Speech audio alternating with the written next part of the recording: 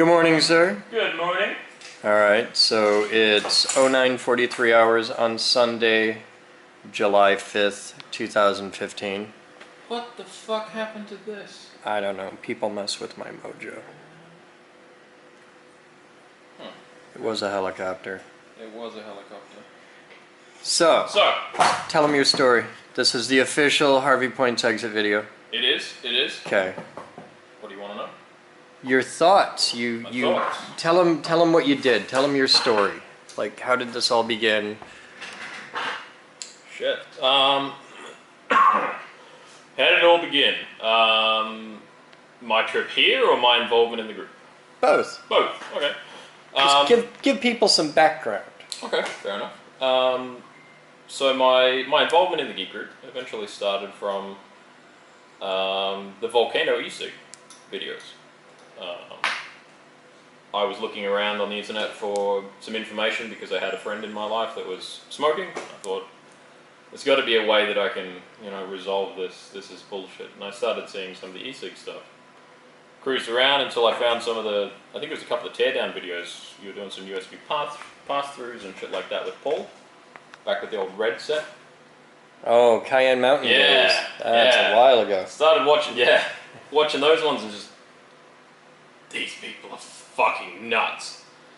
And yeah, I kept watching more and more of the production videos until I eventually stumbled upon the captain's blog and just kept going from there. I think one of the first videos that I would have seen from that sort of era would have been when you actually walked into this building at 902 Leonard. So yeah, I've been around for a while.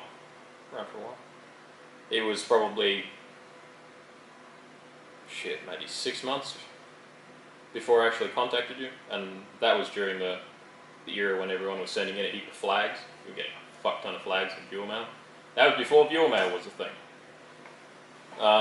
Slowly got more and more involved, started realizing the people here actually have a decent amount of passion for what they're doing, the idea is a solid one. Educating people in a society, and specifically a country, that science and technology just aren't a thing for most people. So that's how I originally got involved. This particular trip was a case of I had a very well established lifestyle of go to work, do your job, shut your mouth, pick up your pay, go home, watch your captain's blog, go to sleep, repeat. And that was boring me to fucking tears. So I decided, well, you gotta watch better videos. Yeah. So I started watching Aussie 50. No, so I decided I've got to make some changes. So I started looking into the options of, alright, well, what do I need to do? I need this amount of time to exit my job. If I plan that ahead, then I can go for this. That gives me about February. Alright, what are the flight costs? Cool. What's accommodation in Grand Rapids? Sweet. What's the temperature? Fuck that. Nope. Temperature is holy fuck no in February. So I went, well, I'm not coming over in February. Let's do May. That sounds much better. So I finished up my job. Amicably. It went pretty well. I was concerned because I was in the same job in the same role for about 8 years. So that was very much what I refer to as a linchpin environment, which, if you ever have the choice, don't get into a linchpin environment. Explain to people what that is. A linchpin is a part of a mechanism that if it breaks, everything else does. So it's a person that is it's the old guy in every business, and he doesn't necessarily have to be old. He just has to be the guy that everything else revolves around. Like in some business, like in some places it might be Batman, in some places it might be Chris. That sort of person that may not have the highest level of authority or the highest pay grade or something, but a lot of things rely on that person. And I got into that sort of role purely by accident, but it was also because I had the fastest management skills when I had to do something. So a lot of technologies changed in my industry, a lot of machinery got upgraded, a lot of new clients came on. We started bringing on a lot more electronic and access control sort of locks. If you didn't know, I'm a locksmith by trade. So I started getting involved in taking on those sort of areas of the business, and to just go, all right, I'm taking 4 weeks holiday, or I need to take a week off because I'm sick, was very much not a thing. So because I was in a linchpin environment, I sort of got stuck in that, well, I'm fucked, but I can't fix it because I'm fucked. I don't have the time to be able to plan out a resolution, but I need to plan out a resolution because I don't have any time. It was that rock and a hard place sort of situation. So I said, well, I'm going to finish that and see what else comes along. My options were come over here and see what this place is actually like, see if there's long-term employment options for me here, or take on a role which would be much more focused on one particular electronic access supplier that we used to work with, and take on more stress but get more money. So I asked a good friend of mine, these are the options I got. What do you think? And the answer I got was a really good answer, which I thought about quite a lot, and said, well, you got two choices in life. You can either eat well or you can sleep well. So I came over here because I chose to sleep well. That's the reason that I ended up there. And that was April the 28th. Today is the 5th of July. Fireworks. America! I'll have you know, it was like $1,400 to do my flights from Australia to Grand Rapids if I left on the 2nd of July. And then I looked around and I fucked around for a couple more days and went, well, let's have a look at more dates. And figured out it was about $1,600 to leave on the 5th of July, and I went, that's worth it, because it turns out Americans get really fucking nuts about fireworks.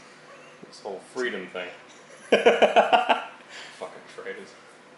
So, Fuck England! fucking traitors. So yeah, that's why I'm here, that's why I came over. Now it's time to head home. Time to go back and process all of the information. I've specifically not made any decisions while I'm here, like in the moment. I've been gathering information for 2 months of people and attitudes and reactions to fucked up situations. Like, it's not every day you walk into a new business and go, oh, this place is pretty cool. Oh, okay, yeah, show me where the coffee machine is. All right, that's fun. Oh, really? You got a $50,000 power bill?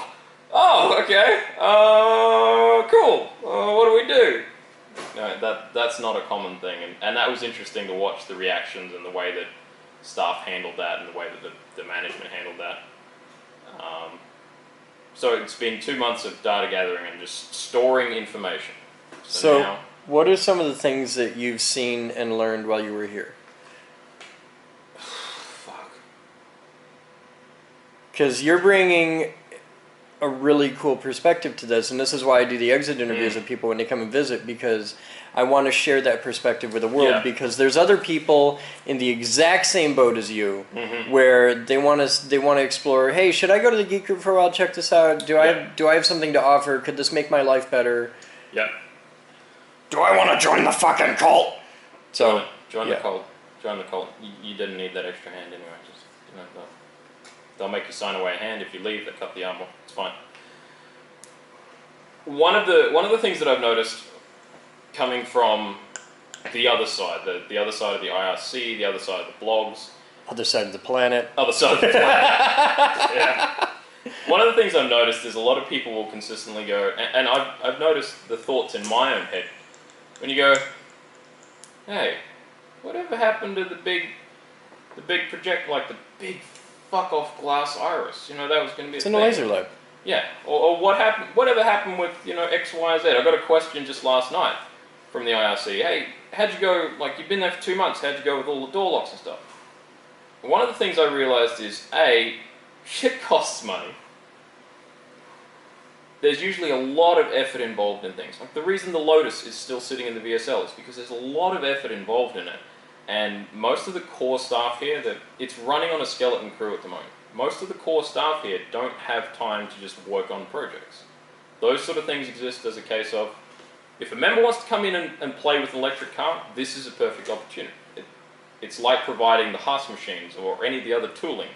Providing big flagship products like that is also a really cool thing. The Lotus is sitting there because no one has wanted to do that. That's fine. But one of the things I noticed is a lot of ideas get tossed around in this environment. And it's usually a case of, hey, wouldn't it be cool if we did X, Y, and Z? Yeah. And then the day moves on. But other ideas will come across like, hey, wouldn't it be cool if we bought a boat so we can do river research? And then a series of events happens. 2 days later, some guy says, hey, I got a boat for sale. Those sort of things just click together and then something happens. But without someone, it's usually Chris, because you see it most with Chris because he's got the camera all the time. But other people do it as well. Throw a million ideas on the wall and see which ones stick. And follow them if they come together, and if all the series of events come through, you follow the ideas that stick to the wall. But some people will listen to it and go, oh yeah, but what happened with the thing? Like, well, that idea didn't stick at this particular time. It's not a bad idea. It was a good idea. But it didn't stick. There wasn't enough follow-up. There wasn't enough people involved. It didn't have the right stuff. And in this environment, because of limited resources and limited funding, you have to get very used to things on a long timeline. Yep. The boat that the world saw came together in just a few days. Yep. Took 3 years of hunting to get the damn boat. Yep. And we finally had the opportunity, and I had a couple bucks laying around. Yep. And instead of getting a thing that flies, I got a boat. Because I was saving up to get an airplane. Yeah. And I was like, oh, hey, Batman just called up. He's like, dude, I found one. I got a guy. And that's it. And I talked the guy down to half the price, and then it was able to get a boat. Yep. So, yeah. And those ideas float around for, like you said, years. But sometimes people don't understand that, and they go, whatever happened with this? You know, why hasn't that moved forward? And some people can get a little bit annoyed with it. It's like, just slow your mojo. If you're really that passionate about it, come over and fix it yourself. That's really what it comes down to. That's what you did, bitching about our locks. Pretty much. Your security sucks! Come over and fix it your damn self. And even then, I came over with the firm intention of, I need to sort something out with these door locks. I was here for 2 months, damn near from sun up to sundown, most days. I think some days I stayed home. Some days. And I installed one electronic strike in 2 months. And the reason is, that is a priority. The security of this building is a priority, but immediately higher than that is making sure the doors are locked at night. That's enough of it in its own. Making sure the lights are turned off, and going through and assisting with plumbing repairs and electrical repairs and scrap runs, and there are so many other higher priority day-to-day things that need to get sorted. As I said, right now the staff is at a skeleton level. So me coming in, it wasn't a case of, all right, I'm just going to dawdle around for 2 months with a notepad and just, fizzle fuck around. I had a thing to do every moment of every day that I was here. And all of those were a higher priority than the security system. So, yeah, that was an interesting thing to get into my head of, there are so many things that need to get done. And sometimes it's just a case of, you have 2 arms and 2 feet.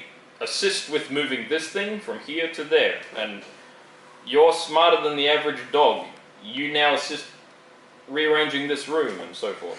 So, yeah, that was one of the things that really stuck in my mind of, shit, that doesn't come through on the blog. You don't notice that, and it's really hard to project that across the screen. One of the weirdest things is on our busiest days, we have the tiniest blogs. Yeah. So people don't realize just how busy it gets here. It's an inverse law of how much blog versus how busy everything is. That's like yesterday, we all fucked around all day. Yeah, and there's like huge amounts of blog. Yeah. It took 4 hours just to download the footage out of the camera. Yeah, that doesn't surprise me. So, what else do you want to know? What are the top things that were different for you in coming here versus what you perceived through the blog and IRC? See, I've had that question a couple of times, and whether or not it's just my interpretation or my ability to read and understand the blog, and I'm alright with reading people. I'm not so bad. And reading situations, it might just be my ability to do that, or it might just be because I've known you for so long. There really wasn't that much. Like, I walked into the building at, was it 11 o'clock at night or something? Or like 9 o'clock at night, and I'd been up for 36 hours or something. I knew where everything was. I expected the sizes and the volumes of every room. Nothing changed, nothing bothered me. It wasn't a case of, holy fuck, the MDH is drastically larger / smaller. I didn't really notice any differences or anything that really freaked me out. But I noticed that about the entire country. Everyone was expecting a massive culture shock flying from the other side of the world, but because America and Australia are so good friends, like, I didn't even need a visa to come over here. There's a visa waiver program. Turn up for 3 months and no one gives a shit. The culture shock wasn't there because we consume so much American media that I expected everything, and it was the same with the blogs. I expected most things that I saw, and most things that I saw were like, oh yeah, that makes sense.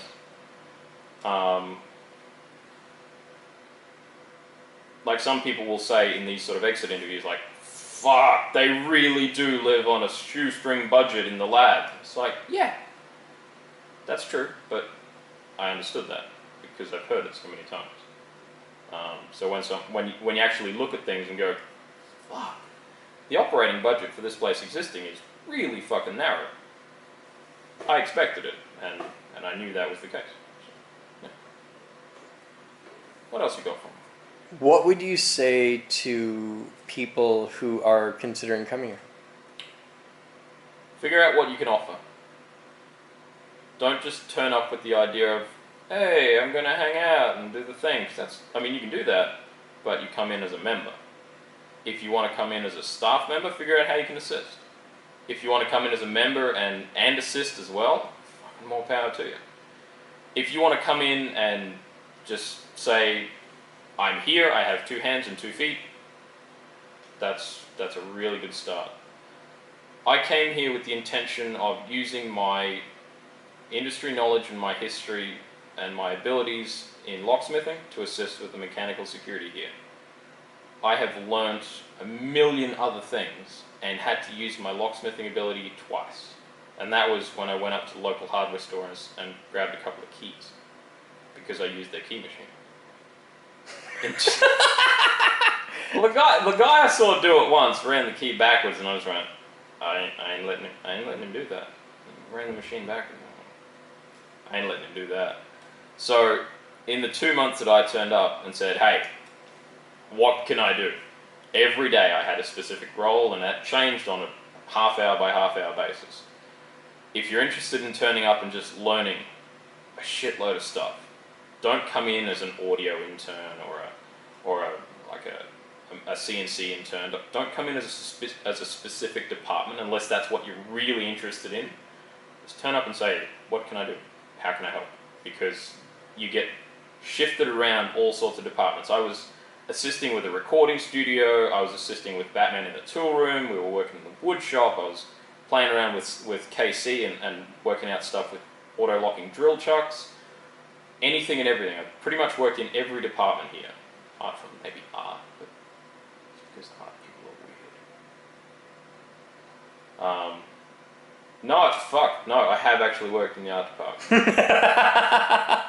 So, turn up and just figure out what you want to do. If you want to be in a particular department, or like myself, just be put into anything, because the amount of... I've fucked with 1 foot square match blocks. I've fucked with plumbing, which I've never done. I've played with the weird way that you guys run all your electrical through steel conduit, which blows my mind. I've played with pneumatics. I've played with like the compressed air system. I've played with the vehicles. I've repaired battery terminals on a van. A million different things that I actually, within 3 weeks of coming here, I tried noting it down to a friend of mine on a Facebook conversation, and it ended up like this long. I just went, like, there's no point. I'll watch the blog next time I need to know what I did. Because the variety of things you can do here is absolutely insane. And that's what interests me. I've got a very specified skill set, and I'm interested in very much so diversifying that, because I'm a fan of not being a focused sort of person. I have very specific skills because of my employment, but in my personal life, I try to maintain a skill set that I can walk into any situation and handle it with grace and poise if possible. And a lot of my problem-solving skills will let me do that, but sometimes it's not as fast or as effective as others could be. So I'm interested in diversifying that. So coming over here and learning this place, it definitely gave me that. New clip. What would you say to, now you've gotten to walk and talk life inside the geek group at a very high level for 2 months. What would you say, because now you've seen the other side, like how we handle the haters and the amount of hate that we get, what would you say to the haters? Shit. My personal life, I generally don't bother commenting on it. But I've seen things like a couple of us get out into the car park, and we've had a couple of wheelchairs donated. We're rigging up a really hodgepodge system of connecting RC batteries to a remote control wheelchair and getting that operational. And a lot of that was experimentation, and Moose wasn't there to tell us not to. And a lot of it was just plain fun. Learning how to balance on a wheelchair is a cool skill. But when you play with that, you also learn the other side of it. Like, holy shit, accessibility for disabled persons in a wheelchair is a really serious thing. And the haters only see a couple of guys sitting in wheelchairs racing. But in the situation, you got 4 guys that are actually going, no, don't push me, I can do this. And then 10 minutes later you go, oh, so that's what it feels like. And, oh, can you just go and get this thing from the tool room? No worries. You've got to wheel up a horrible ramp, and you go, alright, this is a genuine thing that I'm lucky that I can just walk up, like just get up and walk away and put the wheelchair away, but they can't. So it gives you that insight. And I know we copped a lot of shit. We copped a lot of shit because of the comments that and the things that we were doing with the wheelchairs, because some people found it offensive. And that's fair enough. That's entirely your option. But they also didn't see the other side of it, where we learnt valuable lessons out of it as to why there are specific pieces of legislation in damn near every country now as to why there's disabled compliance. The haters seem to see one side of things without seeing everything, and that's purely because there's a camera. The camera doesn't give you a visceral feedback of emotions in the air, and 15 minutes later when you're done on the thing and you see the guy in the kitchen and you go, hey, look, sorry about that, or I've seen it a couple of times here actually, when a couple of staff members have had a bit of a tiff, and then 2 days later or 20 minutes later, they'll walk past each other and go, hey, that thing that happened, look, I'm really sorry, I was really cranky, I didn't have my coffee, or doing that, and the staff members will actually stop and make a point of apologising if someone was offended. And I really think that's interesting, because I haven't seen that in a lot of places. It's not one particular staff member that will do it, and it's not forced by the management, it's just a culture around here of, hey, did you not feel okay with that? I'm really sorry. Or, hey, I didn't feel okay with that, and I acted inappropriately. And I've been really, really intrigued by that, because that's a good culture to really keep up. But I don't think there's much else to say about the haters. They see one side and pick an argument and go, hey, let's have a fight on the internet, which... If you're in that state, then there's really no point in arguing with that sort of person. It's pick anything, people who have particular views on on particular levels of marriage rights, people who have views on politics or religion or the future of humanity. People are fucking stupid. That's what it is, and I don't waste my time on those people. What are the best things that you've seen about the Geek Group in coming here? Like what for you made this place awesome?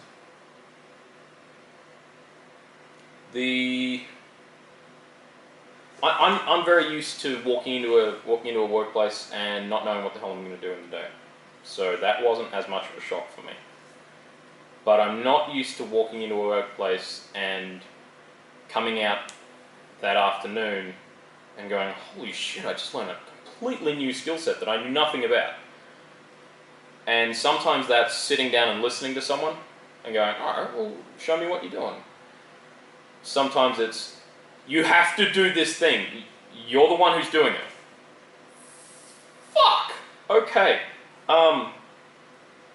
Is it worth me spending 20 minutes fucking around with this and wasting 10% of the product, or do I spend 3 minutes on YouTube and learn how to do it? So coming here for me personally was the drastically different amount of skill sets that I picked up. And areas of society, I've been inside federal buildings, I've talked to guys from telephone companies, I've worked with scrapper guys, I've developed a small relationship with a homeless guy that runs around on a bike that steals shit out of a dumpster.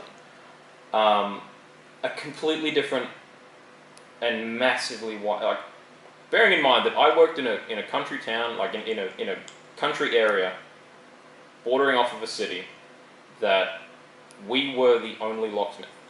So if someone had a problem, we would see them. And because I was one of the main service personnel, chances are I would see them. So if there's a section of society that has a problem, everyone has door locks, I've seen them. But to come over, and that's 8 years worth of that, to come over here in 2 months and at least match or exceed that amount of diversity has been really interesting. So that was definitely the most valuable thing that I picked out of it.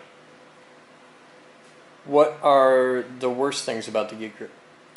Like, what did you hate in coming to here? I hate. The climate's good for now. Yeah. So winter is that'll change. Winter is coming. Yeah, winter is coming. Winter will be an interesting thing. I'm very much not a cold person. Heat is a good thing. I like heat. Things that I don't like about the Geek Group though is, well, that's an interesting one, and because nothing comes to mind immediately, is the reason that I'm not walking around saying, yeah, I'm definitely coming back in 5 weeks, or I'm coming back on this date. That's the reason I'm not saying this is the definite thing that I'm doing. Because in the moment, everything's great. Still in that honeymoon moment of, fuck yeah, this place is awesome. But again, it comes down to, I've seen enough of the place and I've had enough of a relationship with Chris for a fucking long enough time that nothing surprised me about this place. If there was any minor downsides, whether it be availability of funding or staff member interpersonal issues or anything along those lines, if it was something that bothered me, I got over that a long time ago.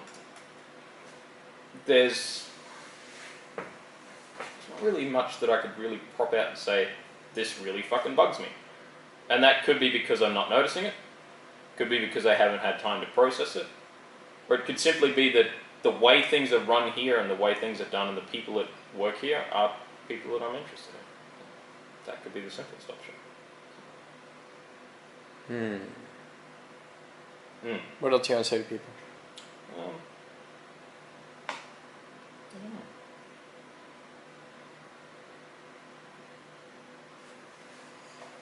know. I don't really bottle much up. If I've got an issue to say or if I've got something to say to people, I usually just throw it into a clip on the blog. Not much. What do you want to say to the IRC?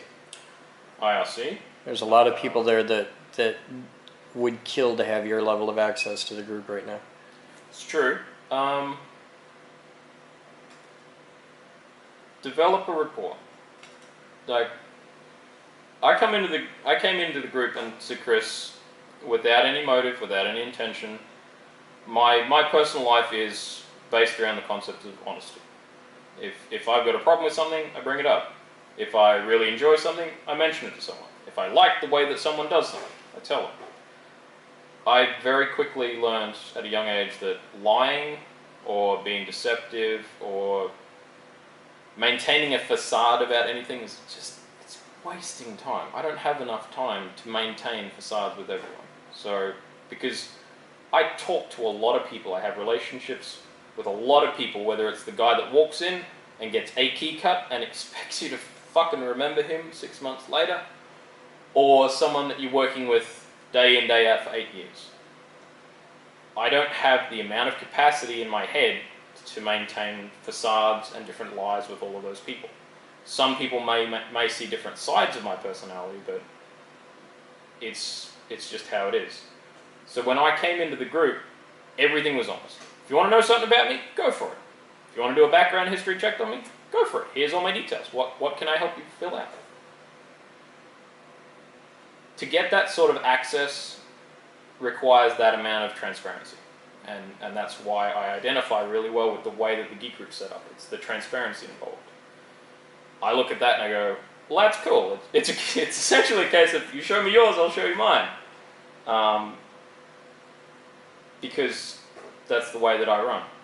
If you're interested in getting heavily involved in the geek group, it's like that. You show me yours, I'll show you mine. Bare your chest and show that you're weak, and other people will notice that and go, all right, well, that's fair enough. This guy doesn't have it. He's not holding all of his cards. And it's the way it worked for me, but that was an honest and intentional thing. It wasn't a, this is the way to get in. It was, hey, this is what I am, and let's see how far this goes. Turns out when I walk in, I get A1 level clearance and a fucking card that gets me into everything. Yeah. Any regrets? Regrets. I didn't specify enough time to do personal projects like get out and physically get involved with any of the local locksmith businesses to see if I could work any angles there or like look at long-term employment.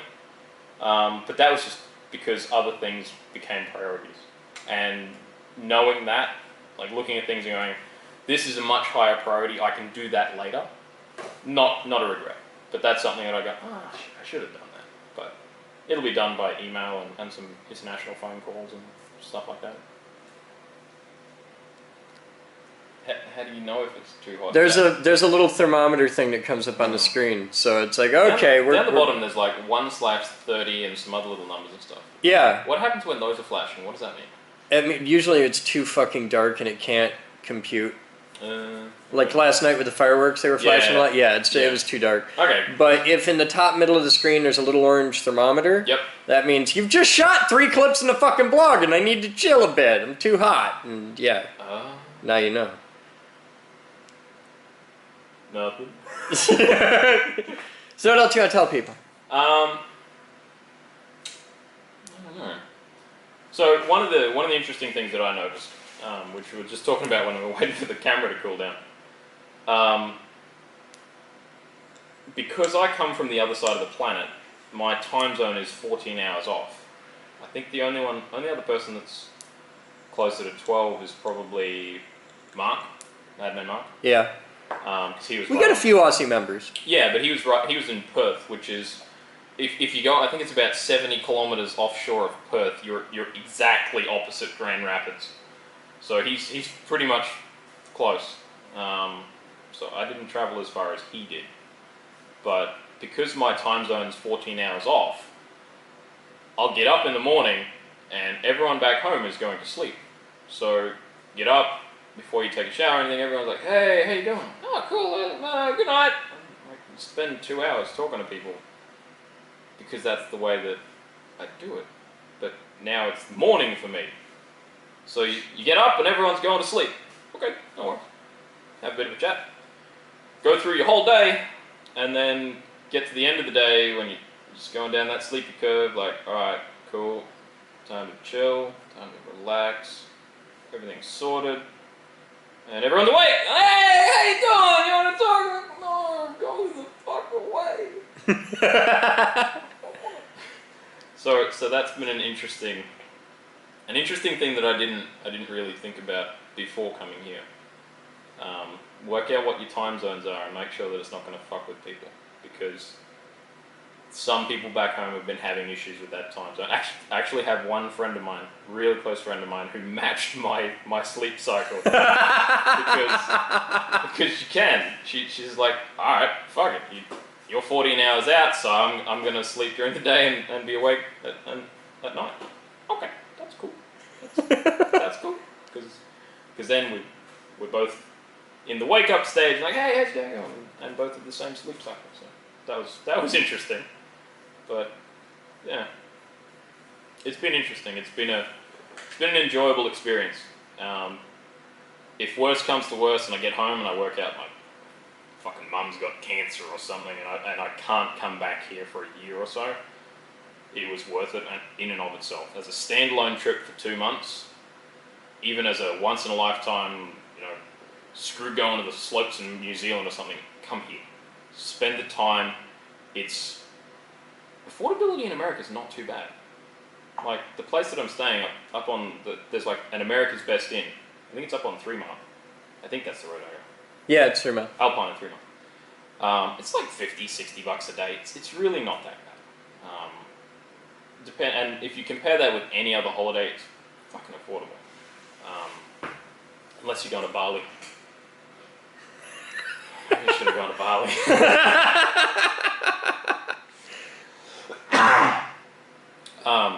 It's affordable, and do it. Don't come in with any expectations. Like, I'm not one of these people that will go, all right, fuck it, we're going to go to Bali, and then we're going to go to Disney World, and we're going to do this. And I don't schedule things. Just turn up, figure out what happens.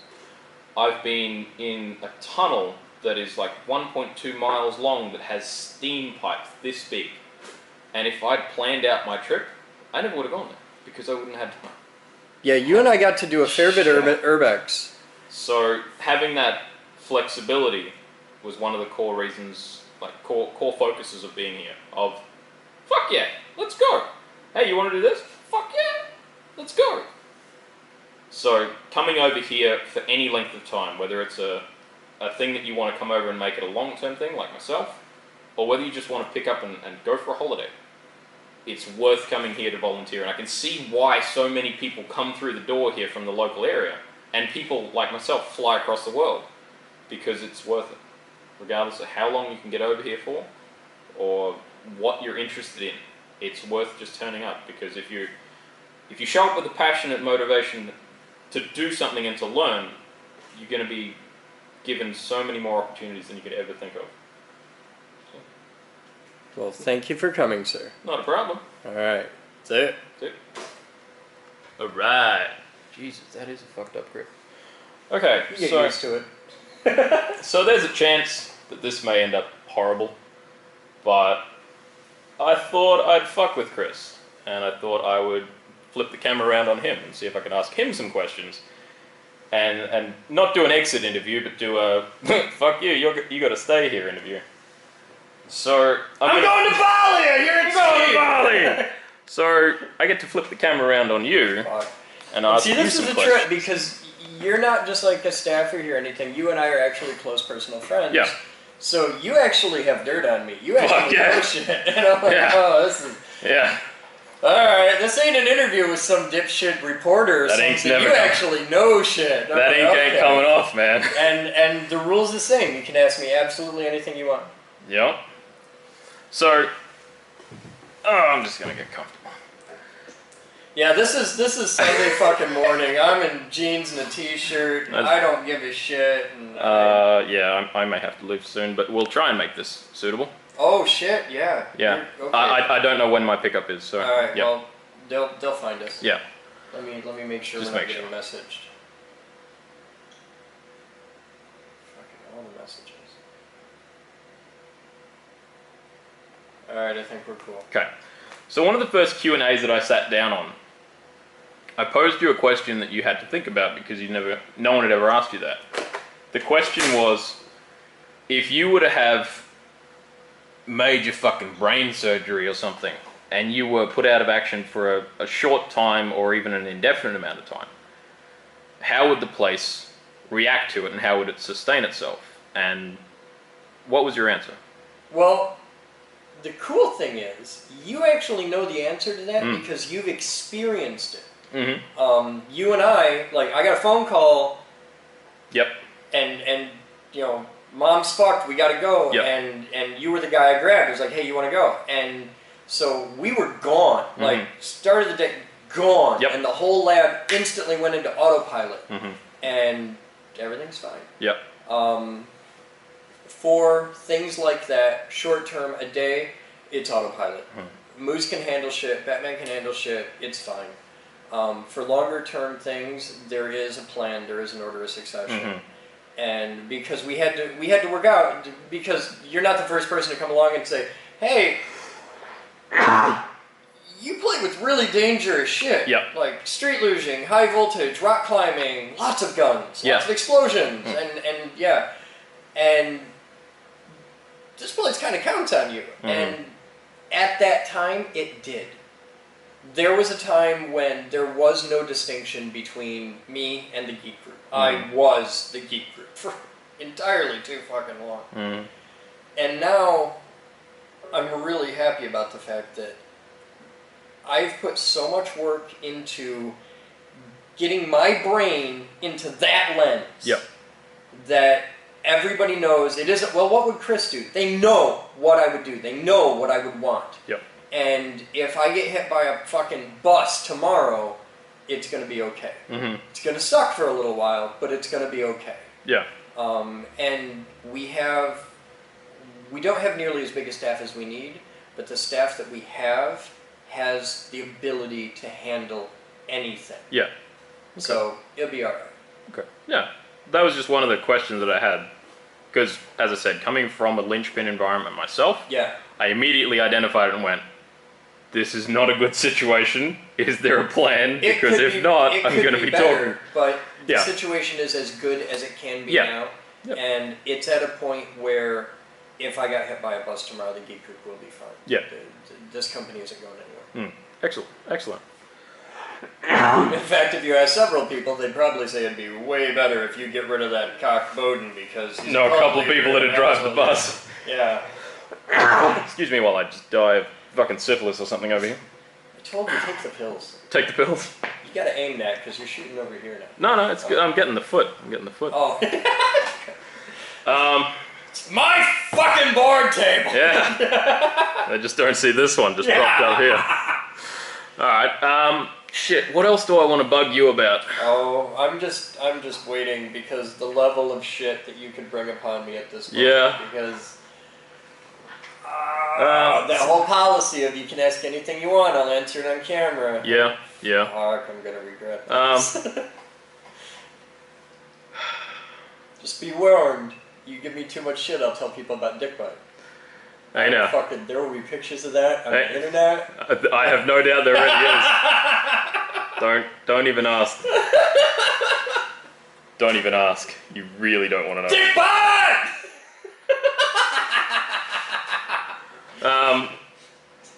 There's gonna be a shit. We know how to fucking party. We had a 4th of July was good. Shit, what else do I want to bug you? See that there's really cool questions like that I generally try to pose to people, like, have you ever intentionally lied to me? But I already know the answer to that. But the blog doesn't. Okay. Have you in any of the stages of me getting involved in the group or coming over here or being here, have you ever intentionally lied to me? Now, I know this one's going to be fast off the bat because you've had a lot of time to think about it. Yeah, I have, because you asked me this. And the answer was yes. And it was really cool because I give a lot of interviews. Every time you sit down with a reporter, you're going to get the same 12 fucking questions. Every time. And how did you start this? Why do you do this? Oh god, and you don't even have to think. You just fucking autopilot that shit. And you hit me with that like not last night, but the night before.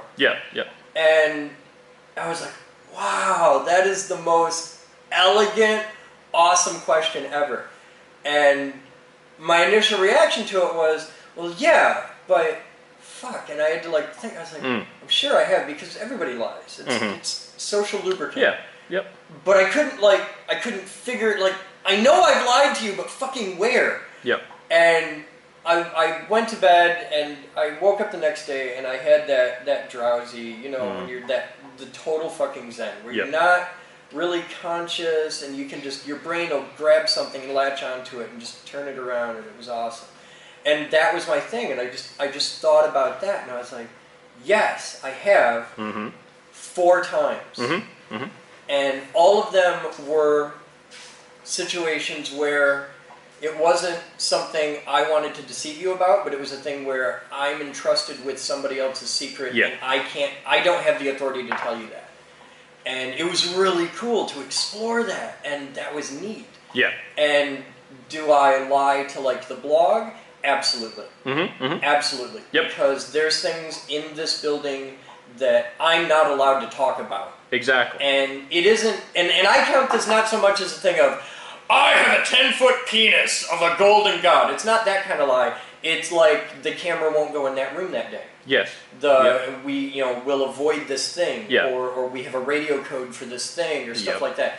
It's a lie though. You're deliberately misinforming people. And that's why I asked you, because it came up in my sort of thought process. And when you told me what that was, what the answer was, I thought, well, that's fine, because I know enough about you to realize that if it was a massive facade, or if it was a whole load of bullshit. If there was any kind of facade, you'd have seen that shit. Exactly. So it was an interesting question to pose, and once I understood what you were talking about, it was really easy to move past it, because it wasn't an issue to start with. It was just like, hey, you ever intentionally lied? But it's an interesting thing. There's 2 kinds of lies that I have to do. Yeah. There's security lies, because we deal with a lot of classified shit. We keep other people's secrets, and you don't get to have my job unless you've learned when to keep your fucking mouth shut. Yeah. And I mean, look at how many NDAs we sign here. Like, we do really cool shit, and the coolest shit we do never goes into blog, and nobody ever gets to see. And how many times? Like, you've had a hard time. Like, what did you do today? I wish I could put this into blog. Like, hey, what have you been doing today? Nothing. I ain't been doing nothing. And we've had days where, like, you and I have done awesome, cool shit. Yep. And you look at the blog and we flew airplanes. Yep. and my thoughts on it are the same. Like, there was a thing that I started with Chris when we went out to the gun range, and he said, "Oh, what do you know about guns?" Oh, you fucking cunt! I said, I don't know anything about guns. And he started like, "Oh, okay, that's fine. We can teach you. It's not that hard. You're new to America. You're from Australia. They don't have guns in Australia." So I said, "No, I don't know anything about guns, but I like your Gen 3 Glock." What do you mean Gen 3 Glock? So there's a Gen 3 frame. Here, I'll show you. There's a single notch on the magazine. If it was a Gen 4, it'd be ambidextrous, and there's no adjustable backstrap. And he's like, "The fuck you mean you don't know anything about guns?" I'm like, "I don't know anything about guns." See, I look at that, and I have a firm policy that I don't lie to people. But it doesn't prevent him from being a cunt. Exactly. I don't lie to people because it wastes my time, it wastes their time, and you've got to maintain the facade. But something along those lines is an intentional lie, but it's more of a, I'm going to mislead you because it's going to be funny as fuck. The British have a term for it. Taking the piss. It is. It's taking the piss at someone. We have the same sort of term. It doesn't exist in America. Doesn't? I'm sure there's a term for it, but just the British have nailed that one down. So it's taking a piss. Yeah, it's taking a piss. Taking a piss here means something totally different. Yeah. So the other kind of lie is straight up fucking marketing. Yes. And half of my job is being fucking Carl Sagan, trying to speak geek to the masses, trying to popularize science. Yep. Half of my job is being P.T. fucking Barnum. Come on, get the fuck in here, we're blowing shit up! Yep. And we did that yesterday. The dude's just a kid walking down the street. I was like, hey, you like explosions? Yeah, fucking come here. And the kid hung out all day. He had dinner with us and everything. So, like, I'll tell you a good example. Jeff. cost Kuka, and I have the paperwork. It's a prototypical robot, handmade. The castings were one-off, incredibly expensive. Jeff cost Kuka $1.3 million to build in 1997. Okay? There's a price tag, $1.3 million. Yep. That's what it cost to make. When that robot went into production, if you bought that robot today, awesomely, the prices have come down to significant. So, like, today's price is about $60,000. Yeah. Okay, with accoutrements, maybe $100,000. But that robot, as it sits out there right now, no end effector, no nothing, about $65,000. Yeah. So there's a price, $65,000.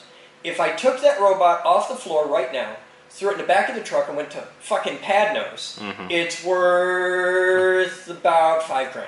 Yeah. In scrap. Yep. So that robot is worth $1.3 million, $65,000, and $5,000. Yep. All at the same time, depending on who you take it to. Correct. The price of a thing is determined on what that market will bear, and there are different markets. Yeah. So if I'm talking to people in being that guy, which is part of my job, is having to be that guy. Like, hey, welcome to da da da da. And here's the secret for you guys.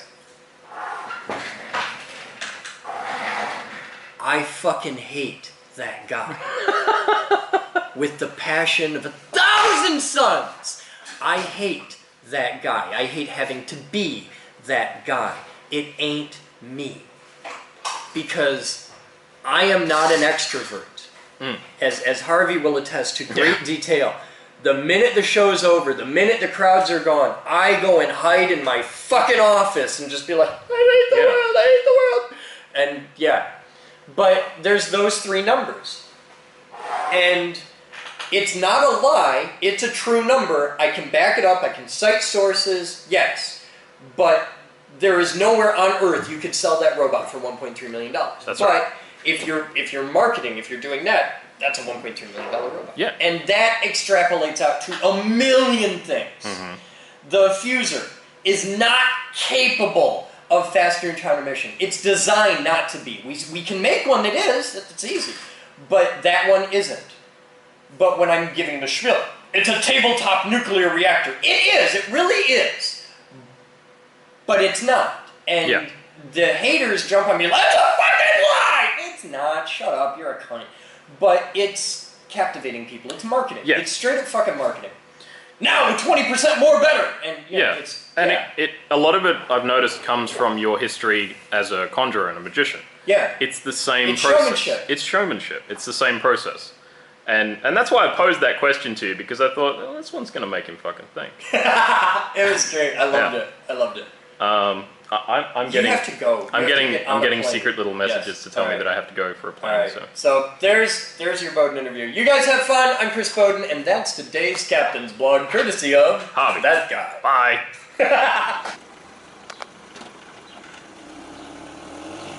And off he goes to Australia. So, check out the parking lot. Sammy! Check out the parking lot from last night. This is after we cleaned everything up. Like, here's all the fireworks we set off. Okay, everything's out here soaking in water. Nothing went in the trash. And we swept. We actually fucking swept. And just, there is so much shit. Like, now you saw where we were lighting the fireworks off. It was all right over here. But look, the entire fucking parking lot is completely covered in shit. It's everywhere. Thousands of little pieces of shit. Here's one of the little bee things, and just bits of paper, and it doesn't stop at the parking lot. It goes over here, and there's parachutes all down the alley. There's one in the bushes there, and holy fuck, bottle rocket. Here's one of the spinny things. Here's another parachute. And I can just walk down the alley and find bits of shit. There's some stuff. Here's some. Here's a cartridge from something. That's a bit of a firework, and I can still hear booms It's fucking 10:45 in the morning. I'm hearing booms. So let's just keep walking and see where it like tapers out. Here's 2 bottle rockets here. Cardboard.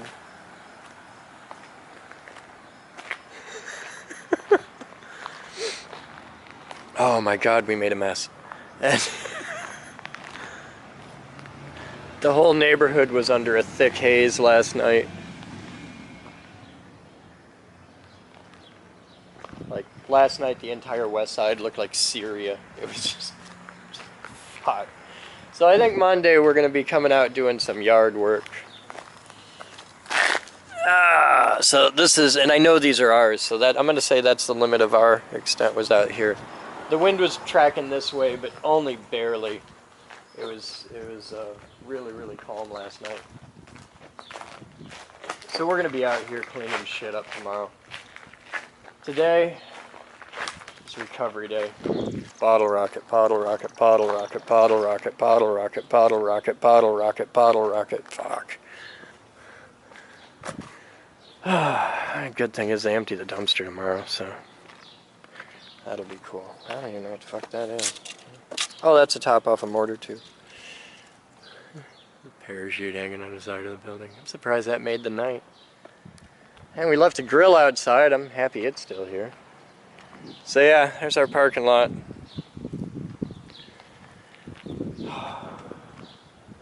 Harvey's trip finished with a bang. There's still explosions. Who's lighting off fireworks at 10:47 in the morning on Sunday morning, July 5th? You know what I really want to do today? I'm going to take the boat out. I'm going to just go fuck off on my boat. Just chill. It's a really good day for that. Might see if I can figure that out. Alright. You guys have fun. That's the Harvey exit interview. Bon voyage. I hope he comes back soon. I made a good friend.